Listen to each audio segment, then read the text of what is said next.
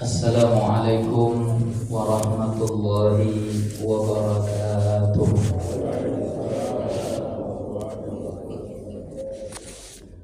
Bismillahirrahmanirrahim. Alhamdulillahi rabbil alamin, hamdal hamidin, hamdal mustaghfirin, hamdan yuwafi ni'amahu wa yukafi'u mazidahu. Ya Rabbana lakal hamdu wa lakas syukru kama yanbaghi li jalali wajhikal karim wa 'azimi sultanik. Ashhadu an la ilaha illallah wahdahu la syarika lah wa ashhadu anna Muhammadan abduhu wa rasuluh la nabiyya wa la rasula ba'dah. Fallahumma salli wa sallim ala sayyidina Muhammadin wa ala alihi wa sahbihi ajma'in. Allahumma inna asbahna fi ni'matin wa afiyatin wa sitrin fa atimma alaina ni'mataka wa afiyataka wa sitraka fid dunya wal akhirah. Allahumma amin. Alim ulama, cerdik pandai, tokoh masyarakat, orang tua kami, besar tak disebut gelar, kecil tak dihimbau nama, umumnya hadirin hadirat, tamu-tamu Allah, sidang jamaah fardu subuh yang dimuliakan oleh Allah Ta'ala. Bersyukur kita kepada Allah dengan mengucap Alhamdulillahi Rabbil Alamin. Pada pagi yang penuh berkah ini, Allah masih memberikan kita kesempatan untuk menikmati ibadah yang kita lakukan, yang mudah-mudahan semoga apa yang kita amalkan ini memberatkan timbangan kebaikan kita di akhirat kelak. Amin ya rabbal alamin. Salawat dan salam tak lupa pula kita hadiahkan kepada Nabi kita Muhammad sallallahu alaihi wasallam. Allahumma salli ala sayyidina Muhammad wa ala ali sayyidina Muhammad. Assalamu alayka ya Rasulullah. Bapak Ibu hadirin hadirat yang dimuliakan oleh Allah Ta'ala, menjelang masuk waktu syuruk nanti, kembali kita bermajelis ilmu, yang mana kajian kita pada pagi ini adalah tentang aqidah atau tauhid Ahlus Sunnah wal Jamaah yang ditulis oleh Al-Imam Abu Ja'far At-Tahawi yang dikenal dengan Aqidah At-Tahawiyah. Pembahasan kita pada pagi ini adalah masih melanjutkan pertemuan sebelumnya, di mana kita sudah membahas tentang beberapa aspek kenabian Nabi Muhammad SAW. Di sini dikatakan oleh Al-Imam Abu Ja'far At-Tahawi, wal haudul ladzi akramahu Allahu ta'ala bihi ghiyasan li ummatihi haqqun. Wal haudu, al haudu itu artinya adalah telaga. Jadi ada sebuah telaga, allazi akramahu Allahu ta'ala bihi. Telaga ini diperuntukkan khusus oleh Allah sebagai kemuliaan, diberikan telaga ini kepada Nabi Muhammad sallallahu alaihi wasallam. Lalu apa fungsi dari telaga ini? Ghiyasan li ummati, dalam rangka Nabi Muhammad nanti menolong umatnya. Nah, jadi ada sebuah ungkapan, wahai umatku, aku tunggu engkau di telaga, di telagaku. Ya, inilah yang disebut dengan al-haudu. Jadi al-haudu ini diberikan secara spesial hanya kepada Nabi Muhammad, yang tak diberikan kepada nabi-nabi yang lain. Apa fungsi dari telaga ini? Untuk menolong umat-umat Nabi Muhammad sallallahu alaihi wasallam. Jadi dalam perjalanan kita di akhirat itu nanti kita akan melewati telaga ini. Nah, ini sebuah keyakinan yang dibahasakan di sini oleh Al-Imam Abu Ja'far At-Tahawi, hakun. Ini adalah sesuatu yang hak, yang tak boleh ditolak. Rawal Imam Al-Bukhari, Al-Imam Al-Bukhari meriwayatkan bersumber dari Abu Hurairah radhiyallahu an, apa kata Nabi kita sallallahu alaihi wasallam, ma baina baiti wa mimbari rawdatun min riyadil jannah. Posisi antara mimbar dan rumahku itu adalah taman di antara taman-taman surga.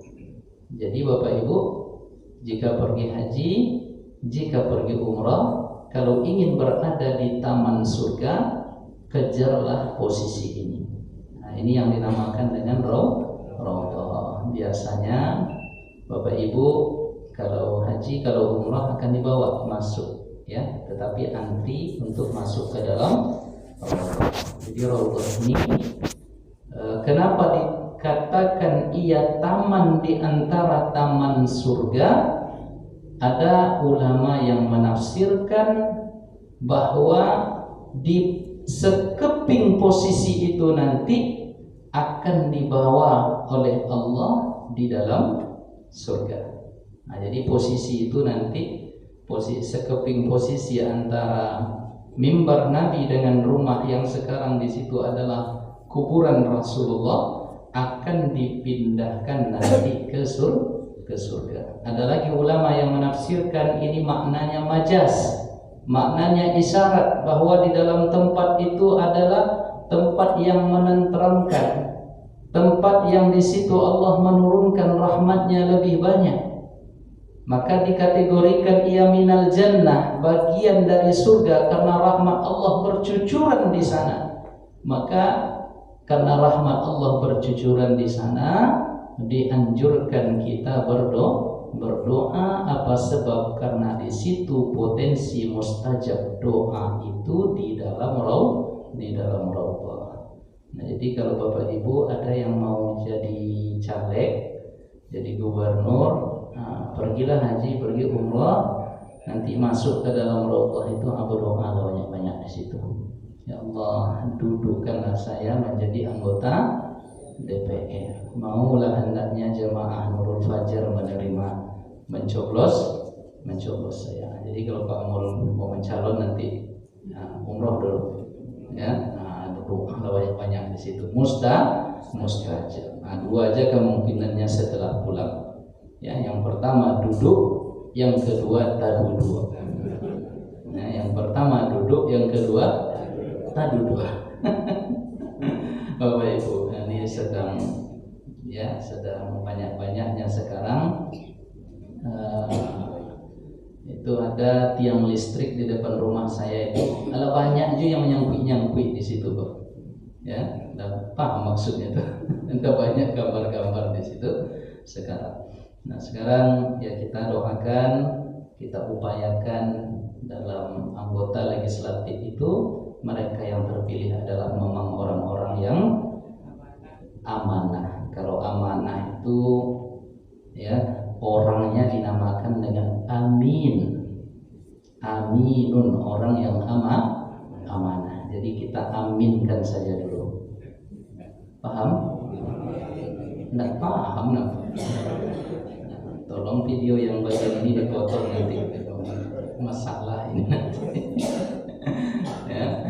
Ya, dia aminkan dulu ya. Semoga yang muncul itu nanti orang-orang yang terpercaya. Ada Ustadz kita yang ngisi di sini, insya Allah maju lagi. Kalau saya masih Nurul Fajar tak pilih beliau kan Walat nanti ini. Gurunya maju tapi tak dipilih.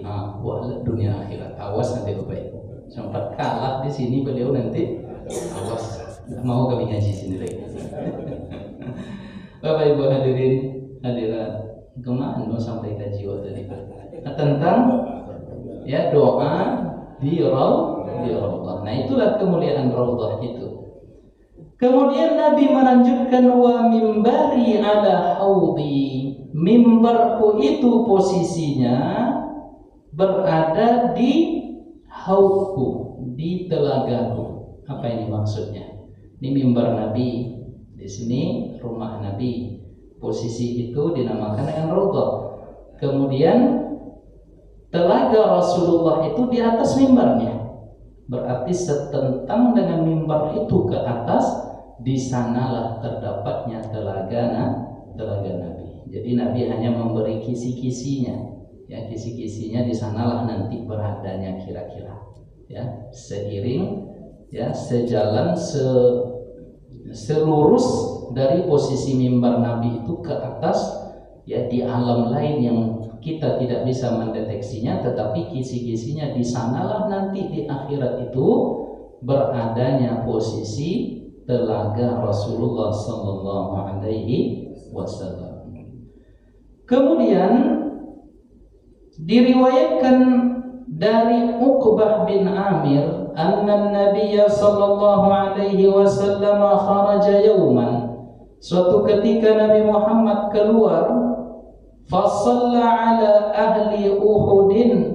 Kemudian Nabi Muhammad sallallahu alaihi wasallam salat, ya, salatuhu alal mayyit. Jadi dia mensalatkan korban-korban perang Uhud, ya, sebagaimana ia menyolatkan salat jenazah. Kemudian summan sarafa ilal mimbar. Lalu Nabi naik ke atas mimbarnya. Lalu apa kata Nabi ketika itu memberikan wejangan, inni faratukum wa ana syahidun alaikum. Saya menjadi saksi di antara kalian atas kalian nanti. Inni, sesungguhnya aku, wallahi demi Allah, la anzuru ila haudiyal an. Sekarang kata Nabi, saya berada di posisi mimbar ini, dibukakan kepadaku kearifan sehingga aku sekarang melihat telagaku yang diberikan oleh Allah kepadaku. Jadi Nabi Muhammad itu diperlihatkan kepadanya apa yang tak diperlihatkan kepada kita manusia biasa. Nabi Muhammad itu sering diperdengarkan sesuatu yang tak diperdengarkan kepada kita.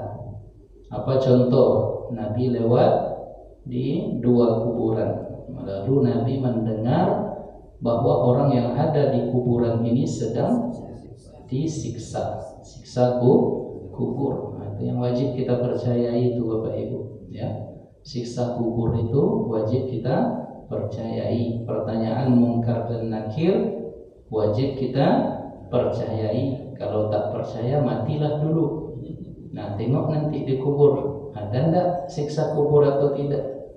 Ya, karena ini berita-berita kegaiban yang Nabi menyampaikan kepada kita, yang sikap iman kita di situ hanyalah sami'na wa ata'na. Jadi Nabi ketika itu diperlihatkan mimbarnya, kemudian wa inni qad u'titu khazaina mafatihil ardi. Dan sekarang saya nampak, saya diberikan pada akhirnya, pada ujungnya nanti seluruh perbendaharaan bumi ini akan terbuka untukku. Rom akan dikalahkan, Romawi akan dikalahkan, Farsi akan dikalahkan. Seluruh ya pelosok di setiap muka bumi ini, kata Nabi, akan mendengar dakwahku. Jadi Bapak Ibu sekalian, Nabi sudah punya isyarat, firasat yang kuat, diberitahukan oleh Allah bahwa cahaya Islam ini akan menembus ke berbagai tempat. Di antaranya cahaya Islam itu sampai ke bumi Syam.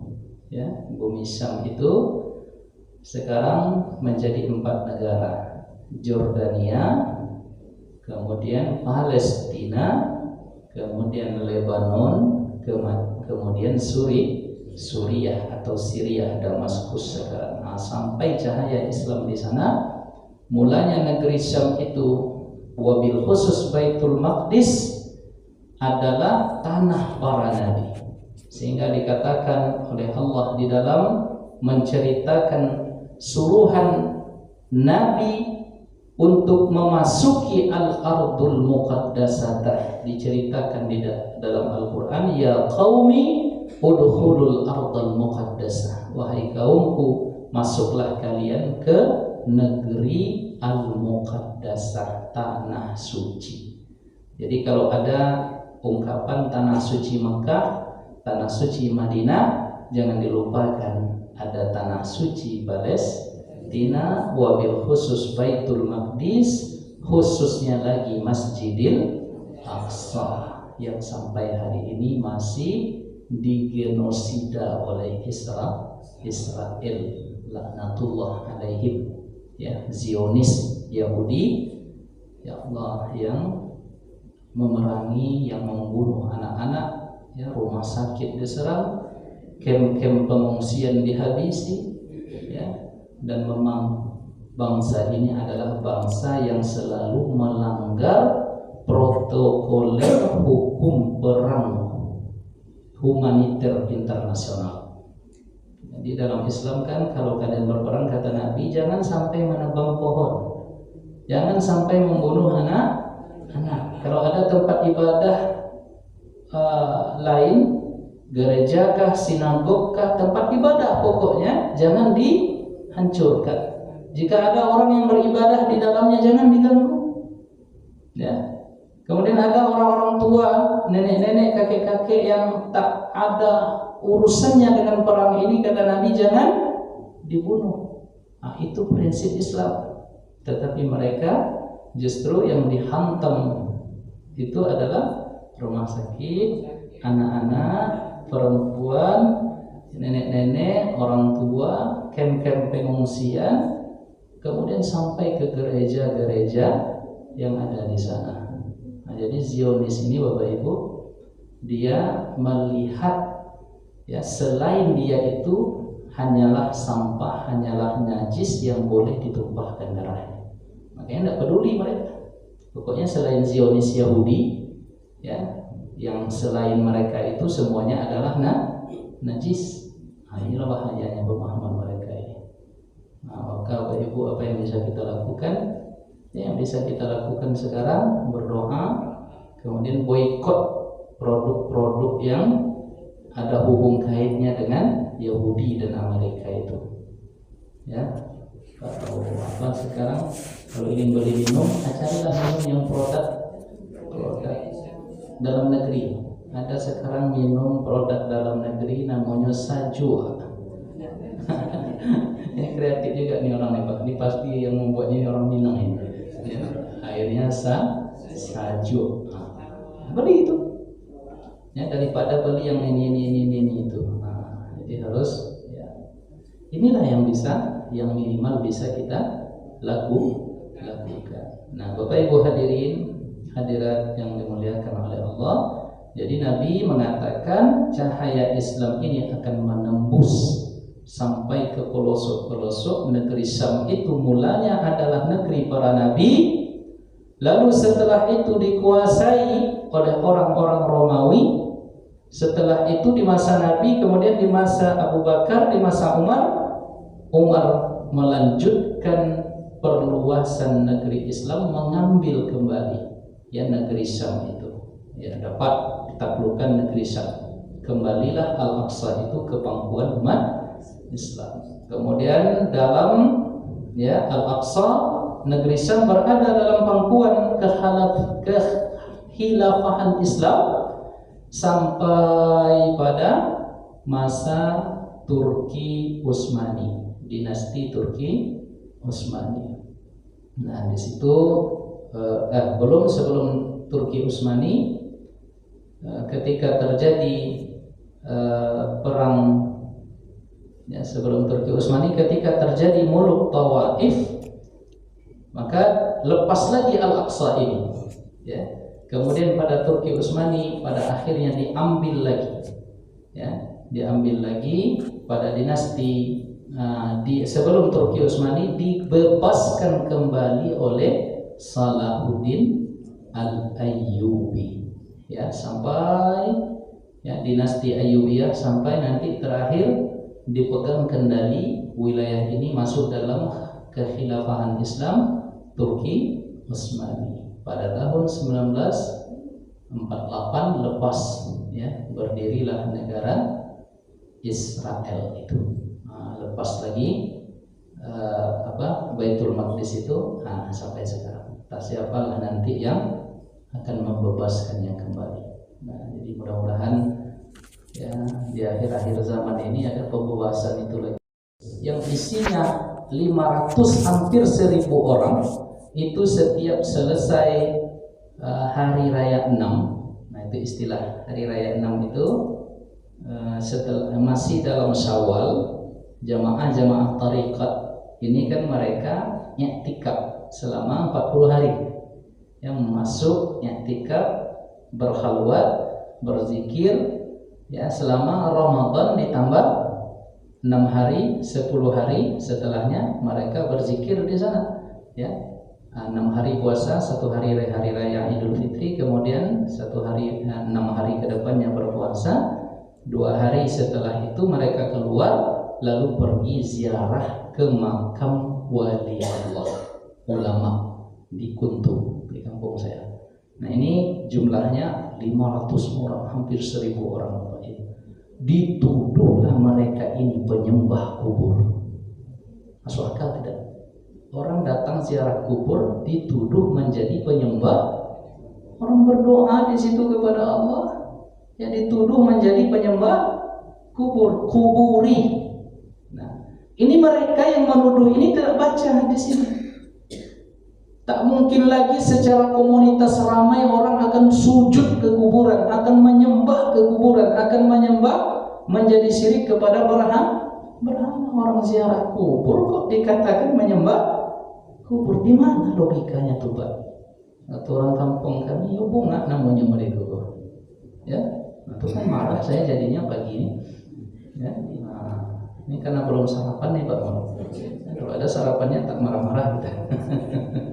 Emosi kita jadi. Bagaimana ceritanya orang ziarah ke makam ulama, baca Yasin di situ, ya, berzikir, berdoa, ya, hajat kita apa yang kita minta dimintakan kepada Allah. Ya, ini kan sesuai dengan sunnah Nabi. Nabi mengatakan, dulu aku sempat melarang kalian ziarah kubur, sekarang ziarahlah, fa innaha tuzakkirukumul akhirah, karena dengan ziarah kubur akan mengingatkan kita kepada kematian. Lalu kenapa yang dikunjungi kuburan para ulama, para wali Allah, kita mengenang mereka ini wali Allah yang kuat ibadahnya, yang bagus akhlaknya, datang kita ke kuburannya, kita sedang bercermin dengan apa yang pernah ia lakukan supaya kita terapkan pula dengan diri kita. Kemudian para ulama mengatakan bahwa berdoa di kuburan orang-orang soleh itu mujarrabun tiryakun mustajabat dakwah. Banyak kuburan orang-orang soleh itu ternyata setelah diuji coba, doa-doa di sekitar kuburan orang-orang soleh itu mustajab. Ya, kenapa dibacakan Yasin? Karena memang Nabi mengatakan iqra'u Yasin ala mautakum, bacakanlah Yasin itu terhadap orang yang sudah meninggal. Lalu ditafsirkan oleh para ulama, membaca Yasin terhadap orang yang meninggal itu ada 2 kemungkinan. Kemungkinan pertama, setelah dia meninggal dibacakan Yasin. Misalnya Pak Imam ini meninggal, misal, ya, lalu kita bacakan Yasin. Ya, entah sudah seminggu, 2 minggu, 3 minggu kita baca. Pokoknya dibacakan Yasin terhadap orang yang sudah wafat. Atau ketika dia masih terbaring, Di dalam rumahnya kan begitu biasanya tradisi kita. Ya, datang kita takziah, bacakan Yasin, enggak masalah. Nah, itu memang demikian penafsiran pertama atau penafsiran kedua dari hadis ini adalah yahtamilu an takunal qira'atu 'inda qabrihi.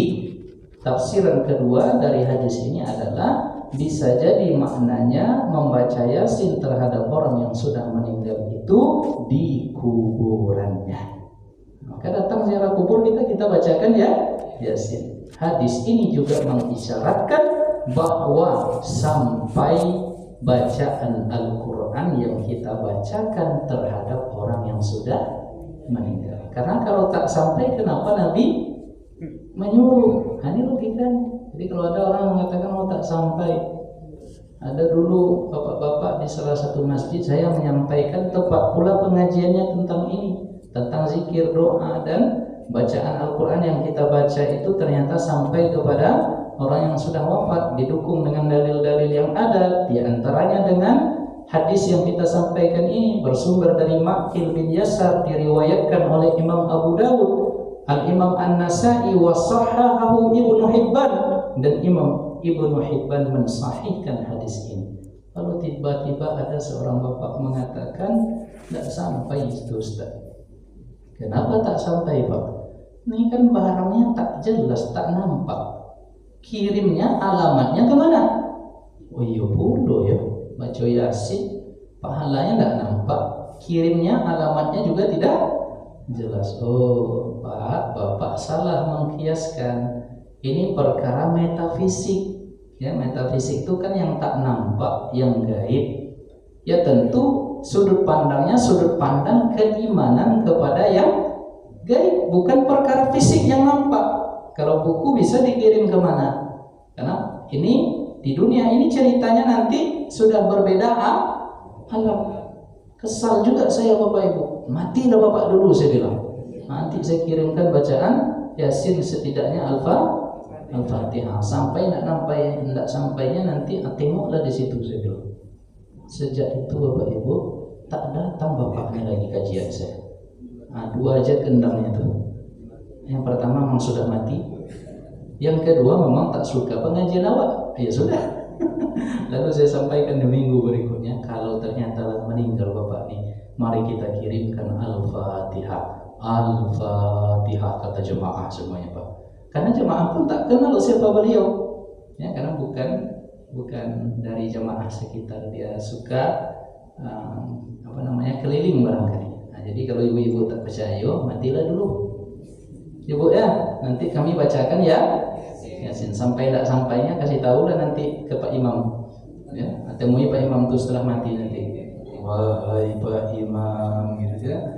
Nah, Khairul, kami sudah mati. Terima kasih atas bacaan Yasin. Besok pagi dia langsung nikah itu. Ya, karena sopor Johan tujuh katanya kan. Aku harus cepet-cepet nikah. Bapak Ibu yang dimuliakan oleh Allah Ta'ala. Jadi tidak akan kembali syirik ya, secara komunitas. Tiba-tiba langsung nyembah berhala, tidak. Ya, Nabi sudah beri garansi. Kemudian kata Nabi, walakin akhafu an tunafisu fiha. Yang saya khawatirkan kepada kalian ini adalah, kata Nabi, kalian berlomba-lomba mengejar dunia. Itu aja yang saya khawatirkan. Ya, berlomba-lomba mengejar jabatan, sikut kanan sikut kiri, itu terjadi. Berlomba-lomba mendapatkan sesuatu dengan menghalalkan secara segala cara, itu terjadi. Ya, gara-gara uang, gara-gara bisnis rusak ukhuwah. Ya, bahkan sampai Bapak Ibu saya mendengar dari kawan-kawan, ya, buka travel haji, buka travel umrah, dikicuh jemaah. Innalillahi wa inna ilaihi raji'un. Ya, uang jemaah diambil, ya, kemudian diletakkan jemaah ini nanti di hotel-hotel yang jauh. Ini terjadi. Kemudian uang jemaah diambil, ditipu, ya, akhirnya tiket pesawat tak ada, terbengkalailah jemaah di bandara. Innalillahi Ini apa yang terjadi yang membuat begini? Ya, matanya sudah hijau melihat uang sehingga tidak ingat lagi bahwa ini umat Nabi Muhammad yang punya niat tulus untuk beribadah ternyata ditipu. Ya, yang owner travelnya pergi jalan-jalan ke Paris, Prancis. Ya, di hotel, ya gaya istrinya nggak tanggung. Nah, inilah orang yang sudah tertipu oleh dunia. Ada lagi Bapak Ibu pengurus, ada yang sampai ceritanya ke saya, dia mengurus jemaah pergi haji umrah, tapi kerjanya apa? Kerjanya mabuk. Ya, hati-hati. Yang begini ini nanti cepat tumbangnya. Ya, karena dia melayani tamu-tamu Allah ternyata dia bermaksiat. Nah, kenapa? Karena dunia. Karena untungnya besar. Kalau singgah di hotel minum ini minum itu, Allah Maha Pencemburu. Ketika engkau mengurus umat Nabi Muhammad, hamba-hamba Allah, tetapi pada saat yang sama engkau tidak memikirkan mereka, nah maka Allah pencemburu, kau akan dibolak-balik hanya nanti. Dan banyak terjadi Bapak Ibu. Nah, itu pada aspek bisnis, ya, belum lagi pada aspek-aspek yang lain. Hati-hati, berlomba-lomba mengejar dunia. Semakin dikejar, semakin tak dapat. Ibarat meminum air laut, semakin diminum semakin haus. Apa cara untuk yang menghambat itu supaya syahwat dunia kita ini tidak terlalu besar? Perbaiki sholat kita. Nah, rupanya sholat itu menghambat keinginan syahwat yang tidak terkendali. Nah, itulah caranya Bapak Ibu. Ya, kita sholat berjamaah. Ya, nah, saya senang sekali pagi ini. Tiba-tiba Pak Imam sudah berkunut ya. Biasanya tak berkunut ya. Nah, alhamdulillah. Allahumma hadina fi man hadai. Ya Allah, berikanlah kami hidayah seperti Engkau berikan hidayah kepada orang-orang yang mendapatkannya. Allahumma hadina fi man hadai wa afina fi man afai. Cuma ada yang kurang tadi Pak Imam. Harusnya dalam kunut tadi doakan juga Palestina. Kalau momennya seperti sekarang ya, Allahumma ansur ikhwanana, Allahumma a'izzal Islam wal muslimin wa adhillas syirka wal musyrikin wa dammir a'da'aka a'da'ad-din wansur ikhwanana al-muslimin al-mazlumin al-mustad'afin fi Filistin. Allahumma harriril masjidal aqsa minal yahudil ghasibin. Nah, doakan. Insyaallah kita tidak tahu entah dari amin siapa nanti Allah kabulkan doa itu. Ya, ada juga nampaknya tadi pas Pak Imam berdoa berkunut, dia tak berkunut. Ada juga tadi nampak beberapa orang. Nah, ini macam mana ini? Ya, padahal dalam hadis dikatakan imam itu dijadikan sebagai imam untuk diikuti. Maka fatwa para ulama mereka juga mengatakan kalau imam kunut, kamu kunut. Ya, ini dia tak kunut karena dianggapnya itu mungkin beda. Semoga nanti ya dapat hidayah yang begini-begini ini. Ya Pak Imam ya. Nah, sejak kapan kita kunut Pak? Karena bulan lalu saya kesini Pak Imam masih belum kunut. Sebulan Pak. Alhamdulillah. Semoga istiqomah. Memang harus pelan-pelan kita ya Pak ya. Nah, semoga insyaallah tidak akan menjadi polemik karena ini sunnah yang kita hidupkan. Bapak Ibu hadirin hadirat yang dimuliakan oleh Allah, yang dikhawatirkan oleh Nabi adalah ketika kita berlomba-lomba mengejar dunia. Nah, kemudian Bapak Ibu yang dimuliakan oleh Allah, terkait dengan Al-Haud ini, telaga Nabi ini, siapa yang mendapatkan satu teguk minuman nanti dalam perjalanan akhirat dari telaga Nabi, Nabi menanti di situ, lalu Nabi mengenal kita, lalu Nabi memberikan minuman, la yazma'u ba'dahu abadan, selamanya dalam perjalanan akhirat yang panjang itu, dalam momen-momen krusial yang lama itu, siapa yang mendapatkan seteguk minuman dari telaga Nabi ini, la yazma'u ba'dahu abadan, selamanya tidak akan merasakan haus dan dahaga.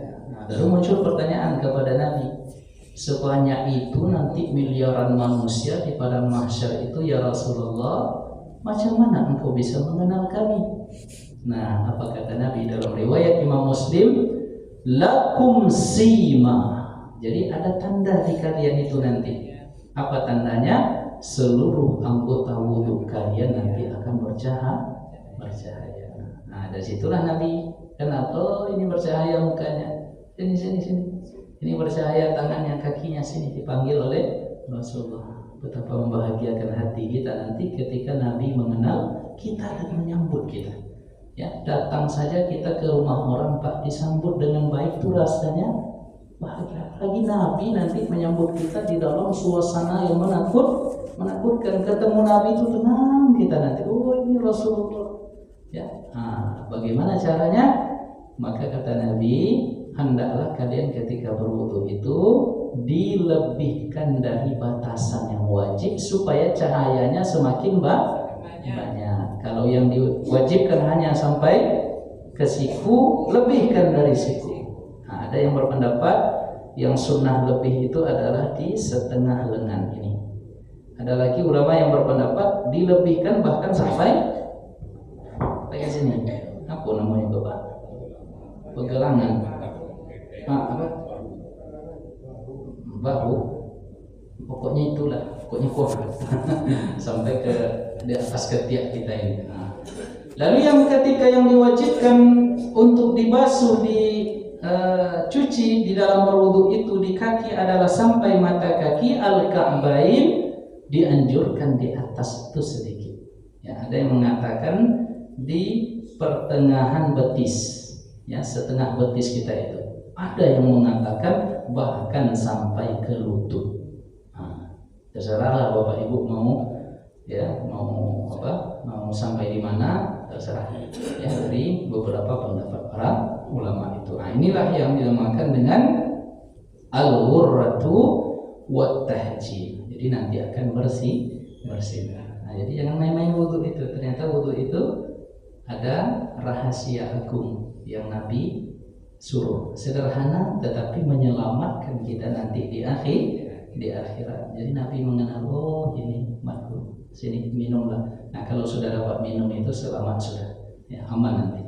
Ya walaupun ada yang cepat, ada yang lambat. Mudah-mudahan kita yang masuk jalan tolnya nanti bisa lebih cepat sampai ke surga. Amin ya rabbal alamin. Nah, ini tak boleh kita tolak. Inilah hak. Kemudian wasyafa'atu allati iddakharaha lahum haqqun. Begitu juga syafaat yang diberikan kepada Nabi kita Muhammad sallallahu alaihi wasallam, yang Nabi mempersiapkan syafaatnya itu di akhirat kelak, itu juga adalah hak yang harus kita terima menjadi sebuah keyakinan yang kokoh. Ya. Jadi potensi kita masuk surga itu besar, Pak, Bu. Ya, maka berbaik sangka kepada Allah. Umat Nabi Muhammad, insya Allah kita mendapatkan minuman dari telaga Nabi, dan insya Allah kita bisa mendapatkan syafaat dari Nabi. Maka berbahagialah kita. Ya, berbahagialah kita. Lalu sebelum kita uraikan, ya pada bulan depan kita uraikan detail tentang syafaat ini apa. Ada hal-hal yang bisa dengan mudah kita lakukan. Ya, lalu dengan itu insya Allah kita berhak mendapatkan syafaat Nabi. Apa di antaranya?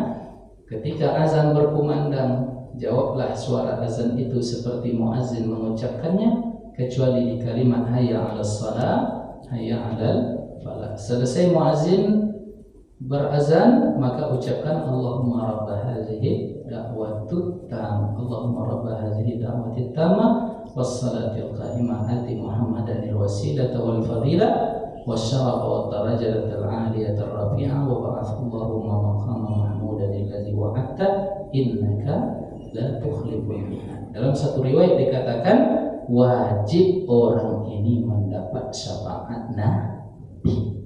Nah, jadi sunnah-sunnah yang ringan ini jangan ditinggalkan. Ini fokus saya sunnah itu jenggot aja yang sunnah. Ya, mata, kaki, celana aja yang sunnah, lupa dengan sunnah-sunnah amaliyah. Ya, jadi ketika azan berkumandang ucapkan itu. Dalam riwayat lain dikatakan orang yang begini nanti akan masuk ke surga itu dari pintu manapun yang mereka inginkan. Nah, jadi semoga kita antri pintu surga itu nanti Bapak Ibu. Ya, pada saat antri itu biarlah saya di depan. Ya Bu, boleh? Enggak rela Ibu kenapa ya? Nah, kalau begitu saya di depan, nanti pas pintu terbuka saya masuk, saya tutup lagi. Saya nggak apa-apa. Ya, tapi kata apa nanti? Dia lupa nama Pak Ganteng. Pak Bendahara? Pak Yazid Muin. Nah, kata Pak Yazid, masuklah Ustadz dulu gaji. Ustadz bisa masuk di pintu gua aja, ya. Kami di pintu lain masih banyak. Iya itu Pak. Amin. Yang penting masuk surga. Nah, sederhana sekali. Ya, tentang syafaat ini kita dapat syafaat Nabi. Lalu yang kedua kata Nabi dalam riwayat Imam Ahmad, setiap kali dia bersalawat, misalnya kita bersalawat kepada Nabi, Allahumma salli ala sayyidina Muhammad wa ala ali sayyidina Muhammad. Lalu setelah itu kita berdoa, Allahumma anzilhul maq'adal muqarraba indaka yaumal qiyamah. Nah, siapa yang melakukan itu bersalawat dia, lalu dibacanya doa tadi, wajabat lahu syafaati atau halat lahu syafaati, wajib halal orang ini mendapatkan syafaat Nabi. Nah, jadi misalnya sebelum tidur kita bersalawat agak 100 kali. Ya, Allahumma shalli wa sallim ala sayyidina Muhammad, Allahumma shalli wa sallim ala sayyidina Muhammad. Nah, tutuplah terakhirnya zikir sebelum tidur kita itu dengan membaca doa, Allahumma anzilhul maq'adal muqarraba indaka yaumal qiyamah. Coba ulang balik Bu. Nah, berarti nggak ada yang ngamalkan itu. Ulang balik Pak. Siapa yang dapat langsung hadiah umroh. Allahumma anzilhu. Silakan kita. Allahumma adal muqarrabah indaka, agak panjang ya, tapi memang tidak terlalu panjang, mudah kita hafal insyaallah. Indaka yaumal qiyamah. Yaumal qiyamah. Allahumma anzilhu al-maq'adal muqarraba indaka yaumal qiyamah. Ini dibaca setiap kali selesai salawat. Nah, apa fadilahnya? Fadilahnya wajib dapat syafaat. Garansi oleh Nabi, wajib orang ini mendapat syafaat. Nah, jadi setiap kali salawat baca doa ini insyaallah. Itulah Bapak Ibu kaji kita pada pagi ini ya. Allahumma anzilhul maq'adal muqarraba indaka yaumal qiyamah. Hadis riwayat Imam Ahmad ya bin Hanbal. Demikian Bapak Ibu kaji kita pada pagi ini ya. Sebelum kita tutup, barangkali ada pertanyaan, kami persilahkan. Ya, silakan Bu. Diartikan, oh ya, Allahumma ya Allah, anzilhu, berikanlah posisi Nabi Muhammad itu al-maq'adal muqarrabah, di posisi atau di tempat duduk yang terdekat, indaka, di sampingmu, yaumal qiyamah, di akhirat nanti. Jadi maksudnya doa ini, ya Allah, tempatkan Nabi Muhammad itu di tempat spesial bagi engkau nanti di akhirat. Nah, karena kita doakan begitu, maka wajiblah kita mendapatkan syafaat. Karena tempat spesial Nabi itu di sisi Allah, ya, maksudnya ada yang menafsirkan, ya, maknanya di situ al-wasilah, ya, al-wasilah. Al-wasilah tadi hak, semacam hak prerogatif untuk menolong umatnya di akhirat nanti. Ya, nah itu yang kita mintakan kepada Allah. Allahumma rabb hadhihi da'wat tamma wa salatil qa'imah ati Muhammadanil wasilah. Ada yang mengatakan wasilah itu justru adalah syafaat yang agung itu.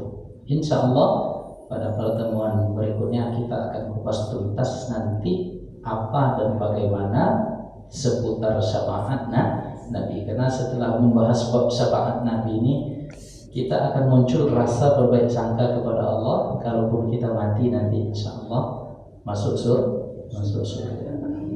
Amin ya Rabbi. Ada yang lain, Bapak Ibu? Bapak yang biasa di sini mana boleh sehat? Ada sehat. Biasanya ada bapak di sini yang selalu bertanya. Ya. Pak siapa namanya? Sehat beliau? Ada kan? Baik, cukup Bapak Ibu. Ya kalau tidak banyak pertanyaan masuk kaji itu biasanya kan. Ya, baik, kita tutup dengan bersalawat kepada Nabi kita Muhammad sallallahu alaihi wasallam. Sallallahu rabbuna ala nuril mubin Ahmad al-Mustafa Sayyidil Mursalin wa ala alihi wa sahbihi ajma'in wa ala alihi wa sahbihi ajma'in. Allahumma salli ala sayyidina Muhammad wa ashli